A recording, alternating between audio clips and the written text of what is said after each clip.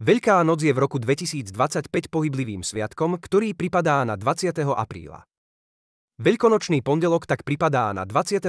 apríla 2025. Tento sviatok je hlbokou oslavou kresťanského zmŕtvychvstania Ježiša Krista a spája duchovné a ľudové tradície.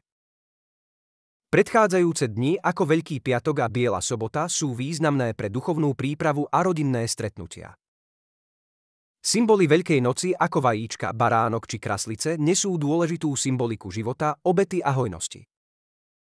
Veľkonočné jedlá ako šunka, klobása, vajíčka a chren sú neoddeliteľnou súčasťou sviatočných stolov na Slovensku.